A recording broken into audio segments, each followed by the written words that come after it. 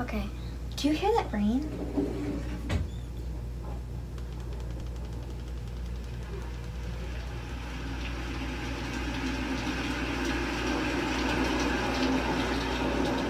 Wow.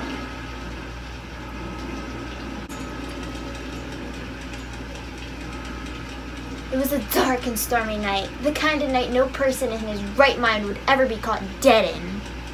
I found myself alone on this umbrous night with only my trusty typewriter and a handful of YouTube natural sound videos to keep me company.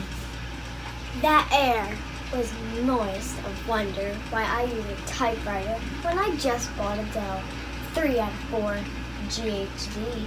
What will you discover? Suddenly the lights went out, and I realized I was alone. You see the thunder out there? It's just so bad tonight. Oh my God. Is it 3 o'clock? Look, someone's looking out the window. Loses it off the wall. Just disappeared out of thin air. Dark and stormy Halloween nights.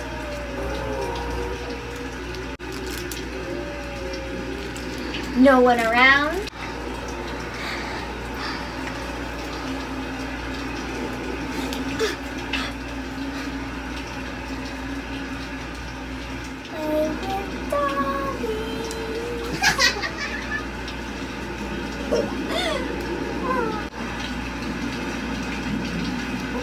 Well, look, our friends are coming out to play outside. I know, like we have our big huge window right there we're looking out.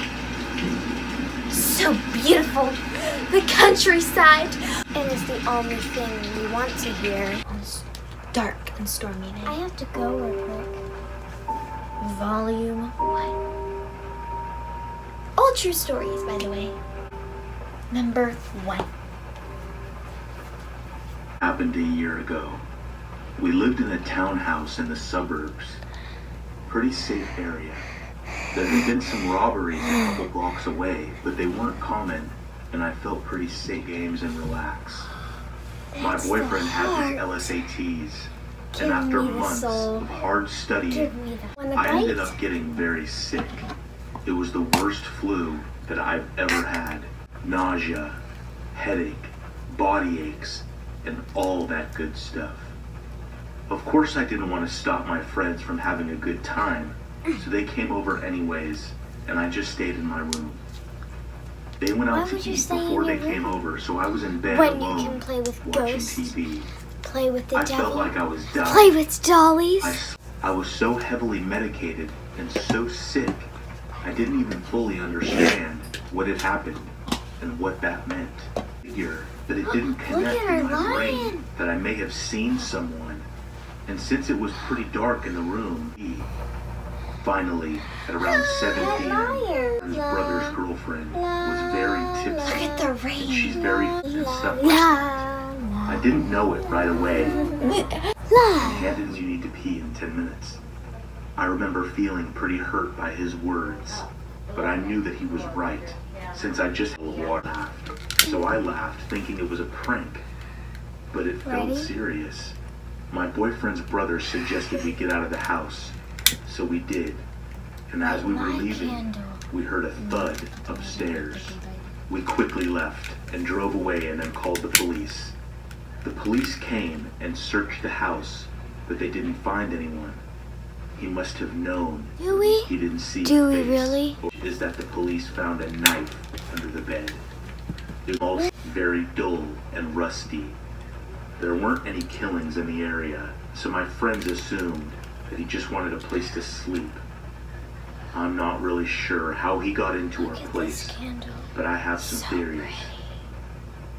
She found an ad titled something like "Wanted." Okay, there. Females. Nothing was common since the area she was looking in was mostly young professionals.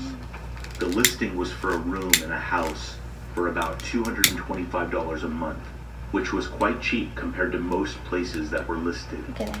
The occupant listed herself as a 23-year-old college student that wasn't comfortable living with any males, and a time to stop by. The girl worked late hours and wanted Amanda to stop by at 8 p.m. when a huge red flag. Walked around the house. Walked around the house.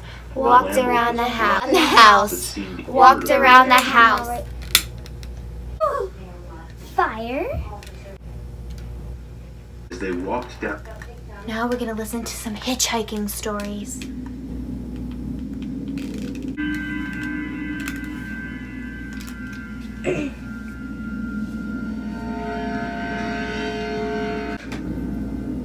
So this was told to me by an old family friend, Nikki, numerous times as a kid growing up, as one of those life advice stories to keep in mind through the years. And to her credit, that they were getting along very well, and even bought him dinner at the pit stop a little over halfway there. She says he seemed really flustered and awkward when she paid, but one of the things they talked about was money, and how he was pretty damn strapped for cash, which was why he was hitchhiking in the first place. But he eventually relented and turned profusely for the ride. He asked for Nikki's phone number so he could contact her one day and maybe catch up. Take the mask off. Take the Thrilled at mask the off. prospect of We're knowing gonna how her spray new friend was some faring, spirit Nikki spray in wrote it this down room. for him and drove off with the warm feeling of having done a good deed. Spirit spray sprayed on me. Now, I'm sorry if you were expecting Spirit something spray, creepy to have spray, happened by now, Make this but I think this is what freaked me out so much as a kid. How nice Take everything the seemed to spirit have worked mask out. off of me. Nick, funny look in her eye when she tells me this next part. He didn't let her get a word in edgewise after hello, and told her that she should thank God that she was raised so nice. Because when he first got in the car, he was planning raping and murdering her once they got to that pit stop.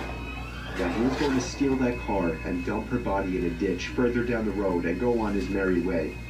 But after she talked with him so kindly and even treated him to dinner, with a smile on her face, he couldn't bring himself to do it. He didn't think that he could live with himself after doing that to such a nice lady. Please, Nikki, please, never ever pick up another hitchhiker. Then he hung up the phone.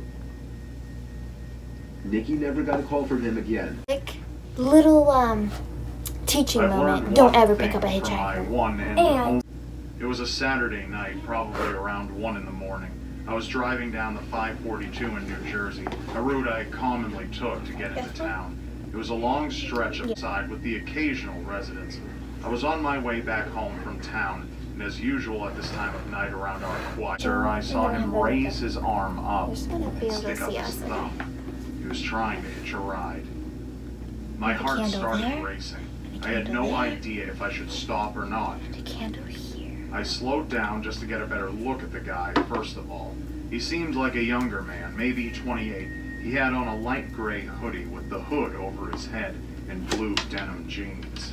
They not pick up a he said hitchhiker in a at night deep, either. Quiet tone. Hop in, Spirit I called spray. out the window.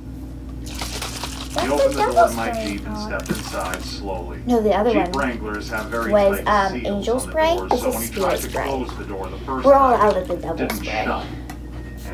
I politely Maybe said, it's "Oh, the door didn't shut. Just We need open more and slam it spirits. shut real hard. These doors are hard to close."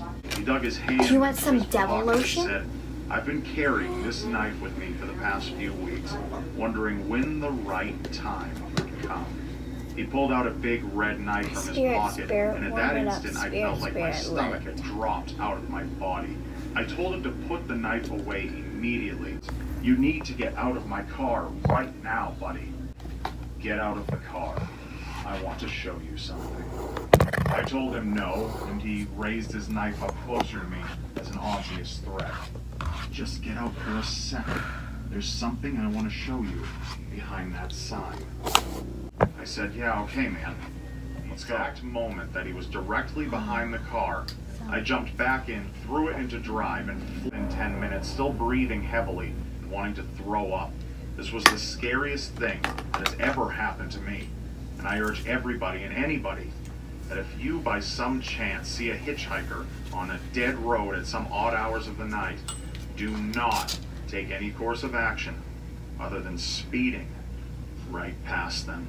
Saturday night, when my friend Alex invited me over to one of his friend's big parties, I knew I wouldn't be in a condition to We're drive going the to a Camry home party. after pooled with Alex's girlfriend Brianna. We lived in the countryside of Virginia, meaning less big.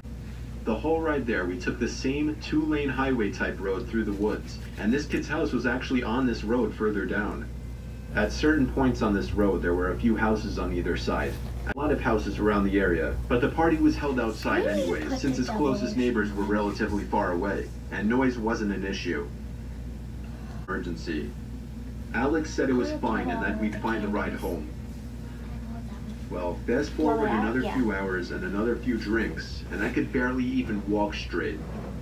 I checked my watch, knew had already left. I knew this walk would take anywhere from half an hour to an hour in my condition. Don't ever walk at 2 o'clock in the morning Maybe drunk. after 15 minutes of walking down the road, countryside. the slight shine of car headlights on the road was fading in from behind me. Jumping for joy inside, I lifted up my arm and stuck out my thumb. As the car Especially at neared, 16 it years slowed old. down and came to a stop right next to me. The man driving the '98 Ford Explorer rolled down the window and asked where you headed. I told him my house was just down the road and beyond a right turn, probably slurring my words beyond comprehension. He chuckled and told me to hop in. I thanked him and joyously hopped into the truck, Especially a random person. completely disregarding things the guy was asking me because I was so close to just passing out. And that's what happened. In that truck turned to a fog, as I'm sure I passed out. Woke up, still in the moving truck. The guy looked at me and laughed, but didn't say anything. I looked around and realized the road we were on wasn't familiar. I nervously asked, where are we going? He then said, so what were you doing out this late anyway? As the man answered my very straightforward question with another irrelevant question, the sobering reality of the situation hit me. You can let me out anywhere, I told the man. The man responded with a firm no. I felt like throwing up as he said that. No, I really actually felt like I was going to throw up. Eyes off the road to look at me, and that's when I thought of the perfect distraction. I turned in his direction as I continued to gag, and he started to kind of lean away and slow down the car. Thankfully, I drank as much as I did, because I finally threw up and made a point of doing it all over the man's lap. The man yelled in frustration and stopped the car, and that's when I took it upon myself to run for my life into the woods and duck behind a few bushes. Eventually, I heard his footsteps walk even further into the woods past me. That was when I ran back to his truck, but unfortunately, he was smart enough to lock it. By some miracle, I saw another car approaching in the distance, and I ran out into the middle of the street, waving my arms like a lunatic. That I was kidnapped by the man who was driving that Ford Explorer, the driver agreed to give me a lift. Not to the police station or anything, but to my house. I made it back safely, where I couldn't thank the driver enough. I immediately woke up my parents and told them. My dad wanted to know if I got his tag number, and then I felt like punching myself in the face. I failed to get the simplest information from the guy that would have allowed me to actually properly report him. All I knew was that he drove a faded blue '99 Ford Explorer. I made sure to give Alex a piece of my mind, and part of me always held a grudge against him ever since, just for abandoning me at a party without telling me. If you enjoyed this video, make sure you give it a big thumbs up. Subscribe down below and turn on your post notifications so you don't miss any of our videos. And when you subscribe, you'll be joining our Pineapple Squad. And don't think we're actually creepy, because we're not this creepy. We just thought it would be fun. But anyway, I think we have something to do. bye-bye.